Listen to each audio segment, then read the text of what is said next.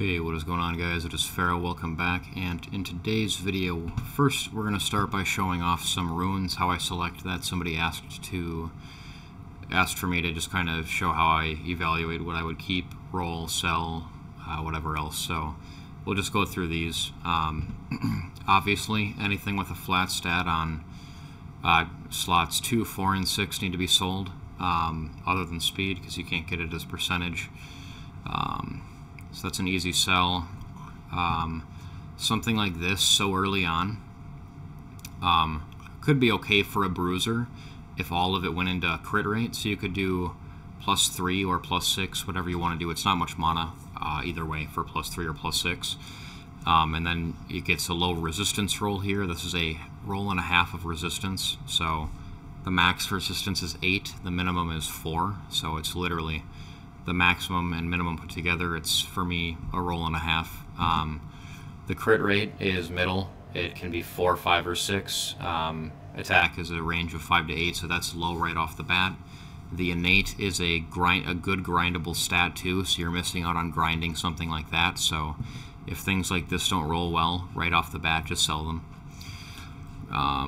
Something like this is a great example of something that is never, literally ever going to be good unless it went all into one thing.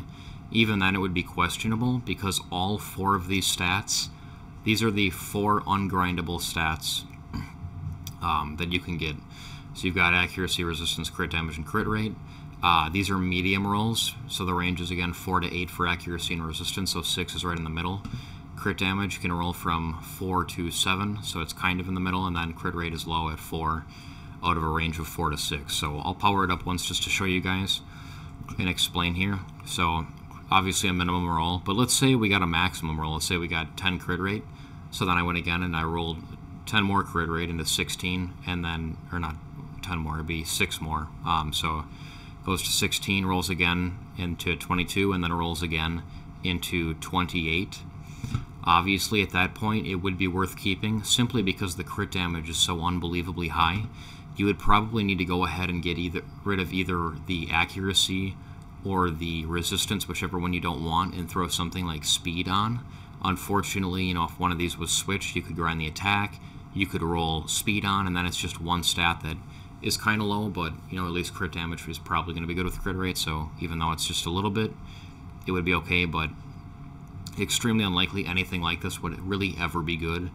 It might be better to just throw it away right away rather than get your hopes up, but you can try to roll it if you want to. But yeah, you really don't want more than 2 ungrindable substats on the same rune, because of you only get 4 rolls, and let's say they're both maxed. So let's say you could get a maximum of 21% crit damage and 18% crit rate if everything was maxed across the board. That's a phenomenal rune, but let's add another non-grindable stat in there.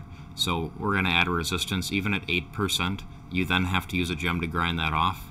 And it could still be really, really good even at that point, though, because you can get that off. You can get into something that you want. However, when you have 2, then you just have a completely thrown away stat. But let's say you roll like max speed, you get like +15 speed after the gem and the grind. It's still an amazing rune, you know, 15, we'll say it's 15 speed, 18 crit rate, 21% crit damage. You still would have that undesirable stat, but at that point it would still be insane. The rune would still be insane. So it is possible to make these good, but it's a lot easier when you're just working with one that just has 2 non-grindable stats that you want, because you can throw rolls into that, and then you don't have to worry about all the gemming and grinding. And another scenario that you're going to run into a lot is you'll get 2 grindable stats, and then maybe one will roll high. Hopefully you are running into that. A lot of the time it'll actually be it probably won't be high enough for you, but let's say you got 2 and it rolls max into 1. At that point you already have the 2 grindable stats you can just grind up, and then you could actually take, you know, the crit rate or the crit damage, whatever was on it, or if you had a unit that you needed accuracy and resistance, like some sort of support, like a light paladin, or just support stuff like that, things that do debuffs, and that stuff you don't want getting debuffed. So hopefully that made sense, but it's just much easier to work with runes that are just 2 non-grindable stats, having all 4, it is possible to still end up with a great rune, but it's it'll never be as good as something that you could still just grind up 2 stats, or potentially a third, and then you just have a maxed normal, whatever, non-grindable. So, yeah, that'll make more sense over time as you play the game, understanding how to min and max different stats. When you roll so many different runes, it'll all just start to make sense. So, yep, we can see if we get speed here. Blue 6 stars are okay at the beginning, because I've got such a small amount of runes. Blue 6 stars that could be good are maybe worth rolling. This rolled just straight defense, so I don't know. So now it's 1% off max defense percentage. It's 1% off max attack percentage. At least they're grindable stats. And then we got a maxed crit rate roll on speed for fatal. So a rune like this could actually be good. I'm kind of happy I rolled this too, because now you can see, well, crit rate is almost always going to be good on a fatal set.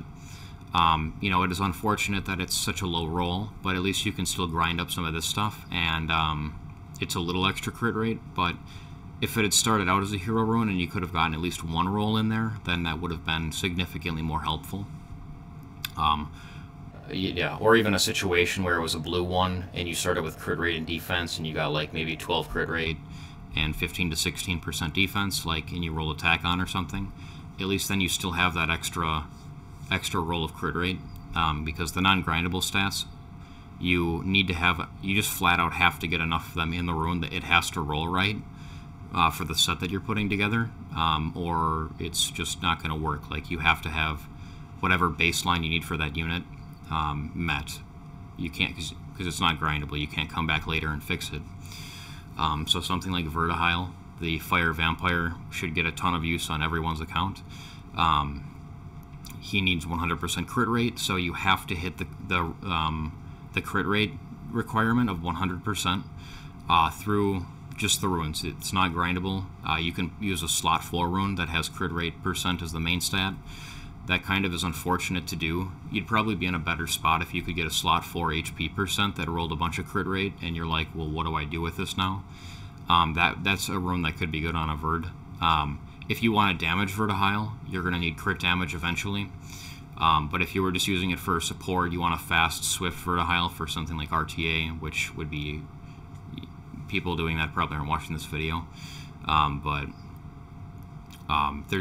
You can mix and match different stats, but yeah, getting these non-grindable stats up in your rolls originally is huge and will progress your account significantly more than getting good rolls into these, because again, they're grindable. You can use grinds to kind of make up for anything that didn't go into there, but you can't make up for this just being 6%. It'll always be 6%. So yep, we can keep popping through here. This is just bad. The stats don't make sense together. You've got flat attack, low attack percentage, HP percentage. There's accuracy here. There's just too much going on. Let's say it rolled max HP, so we got 24% more HP on it, so it'd be, what, 31%. Even so, it's a swift rune. You kind of need speed on them to make them relevant. You can get away with not having one, but you know, if you're getting all HP, you still have flat attack and attack percentage that is probably going to be useless on the unit that you would need the HP and potentially the accuracy with the swift rune. Having non-grindable stats in the main substat here, this can't be touched, whether it's a grindable stat or non-grindable. You can't grind it anyway. So we call it an innate. The innate stat here, it's great to have those as non-grindables. It's a way to get extra value onto the rune, and you still have these slots available for grinds. So let's say the HP percent and the accuracy was switched. The rune still wouldn't make any sense, but you roll this up, and you get good rolls. Again, not possible on this rune. You would still have the HP percentage up here where you can't grind it, and then regardless of whether the accuracy rolls well or not, it's not grindable. So having it here like this is nice, because then you get the extra value if you need it on that whatever unit you're building, and you're taking this out of the pool and away from that fourth one there that could potentially be another grindable stat like speed or something. So important to note that as well. So even runes like this that don't have innate grinds or innate substats, you still have a decent chance of getting something good here. So I'll just roll it up to 6, see if we get crit damage. Okay, we got 4 crit damage and some attack. So at this point, it is the lowest possible speed, the lowest possible HP, a decent roll of attack at theoretically 2 7s, and a very low roll of crit damage. So at this point, it's probably a good idea to just sell the rune. It can't really be made up. It had 2 low rolls at 4 and 5 for crit damage. So making it up would just be difficult. Technically, if I got 2 more maxed rolls and got up to 23% crit damage, that would be good. But and with the attack, it would kind of make sense. But you're going to get a rune farther along. Even a hero rune could be better than this, and with the right rolls and putting some grinds and whatever into it, a hero rune would probably end up better than this. So it's fine to just part ways with that. I'm a little bit more lenient with this particular type of rune, actually.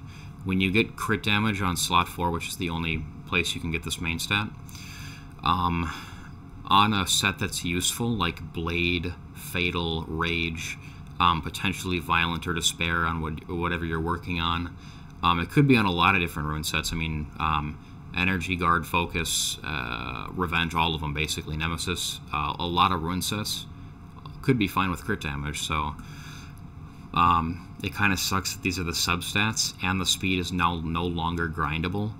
If the speed and the resistance were switched, then maybe if I got some good rolls, but I don't know. It's basically minimal attack, flat attack, and defense, and these are flat, so I wouldn't waste too much time with these and just let it get sold. But if the rune had, like, say, crit rate, even a low roll of crit rate here, I would still probably go for it just to see if I got the crit rate. And if I do get 2 or 3 rolls of crit rate, even though the speed isn't grindable, the resistance is probably useless.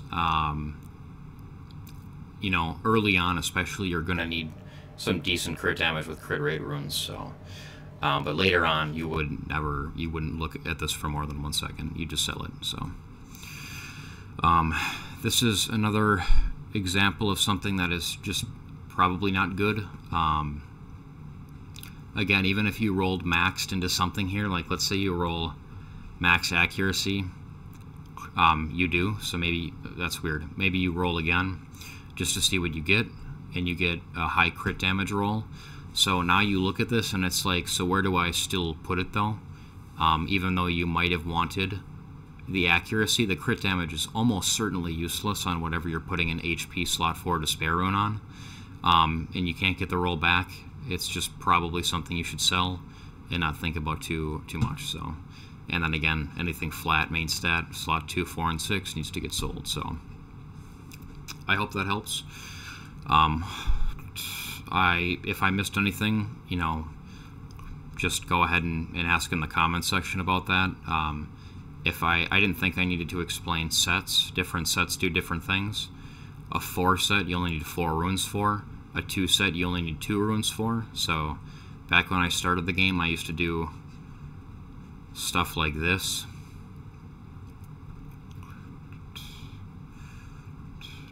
Engrave temporarily. Oh, no, that won't work. I have to find something that I've got a lot of runes of, or at least enough. It's only 4. Okay, I actually physically don't have enough runes to show what I'm talking about. So a 4 set here, I would put 6 rage runes on the same unit because I thought that was the only way to get the rage effect. It is a 4 set. You only need 4 rage runes to make it work. This was back in 2014 and 15, so go easy on me. But Yeah, same thing with 2 sets. You only need 2 of those runes to fill the set. With intangible runes that we have now, you can use one of these and it will fill a set for you. I'm a little bit more open to keeping the intangible ones because, you know, not that they're fantastic or anything, like this isn't great, these are low rolls. Well, the crit rate is fine, but the crit damage is low. Maybe this is what I need to fill a set at this point in the game, so I'm keeping intangible runes a little bit more a lower quality, just to potentially fill a set early on. They always say, you know, you should prioritize stats above sets. I've never really been on that train. I think every other creator is, but when you look at these like RTA builds, when people have like 6 different rune types on the same monster, yeah, that's cool. I guess I would rather have 5 less speed, or, you know, a couple less speed, a couple less crit rate, whatever else, and be able to fill sets and just make things look nicer. That's sometimes filling sets can hurt the unit. I think typically they really are helpful though. Like, you don't want to have an account where you've got just a bunch of runes all over the place. That's where you would really want to take a day. If you've got like 40 different monsters that are built with just a bunch of different runes, strip all of them and rebuild them and try to build sets together, because eventually over time the sets are going to be more helpful than the mild stat gain you get in the moment. So stats again are obviously important. You don't want to fill sets with crap runes, like this is an example here. No, not an example anymore. Naomi. Okay, her runes aren't good. There's an HP rune here. Okay, whatever. I used to have like 3-star runes on the Vero just to finish the set. You don't want to be in a position like that and then forget about it. You need to be looking for upgrades for runes like that as quickly as possible, because at a point like that where you've got 3-star runes, getting the stats from 6-star runes is flat out going to be better. So at a situation like that, you know, if you're going to fill sets that are crap, you have to keep that in the back of your mind that you need to look for replacements for those as quickly as possible. So yeah, but obviously again, stats are important. I think filling sets are equally as important though, just because you're losing so much value not finishing sets, that you really have to actually have pretty good runes. Like, the stats have to be good on the runes to make up for it. So anyway, talking about runes is always a lot of talking. So anyway, here we are, Lucian in the engraved summon list here. Gosh, I really hope I get him. I've got some amount of stuff here to go through, so really hopeful I get Lucian. I need to pick up Talia today regardless, so if I don't get Lucian, then yes, that is awesome. That is fantastic, actually. Okay, happy we were able to get him on camera.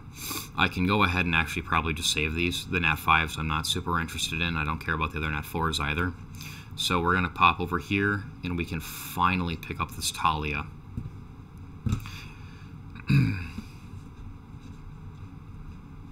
Talia. There we are there. Check inbox. Okay. I have to move some monsters around real quick. Alright, so we'll pop her in here, collect her, and we're moving. We are starting to be on our way up in the world, so I'm gonna get Talia, Lucian, and probably Abigail done as well today. I have already leveled up Sabrina, Verd, and the Wind, Asura here. So yeah, here's Sabrina and Verd. So I need to get them awakened, obviously, but I'm just focused on the leveling aspect today. So yeah, that'll be huge though. Now that I've got Lucian and I was able to get Talia, that's all I was waiting for. So yep, we've got a bunch of stuff here. We've already got enough to do another 3, 4, 5 5 to 6 of them here. I've got a bunch more of these here that need to go up as well. So yeah, in terms of Devilmoning 4 stars, doing the water twins I think is fine. It is going to help them a lot, but if you have other things that need skill ups, like for instance I have a Zerath that I need Devilmon for, I have a Bastet here that I'm also going to build today that will not necessarily ruin build but get her leveled up to 6 star level 40. She needs Devilmon, Annabelle needs Devilmon, the demons need Devilmon. Anything that doesn't have a fusion counterpart needs the Devilmon. And you can go ahead and you can get Sigmaris's for Perna, you can get Katarina's for Vanessa, different things like that. It does take a lot of time. Time you probably shouldn't take at the beginning of the game. That's a little bit of a later on thing to worry about. But yeah, I've made this video very long. I hope that the Ruin thing was helpful to anyone that needed it. And as always, thank you guys for watching. I'll see everybody in the next video.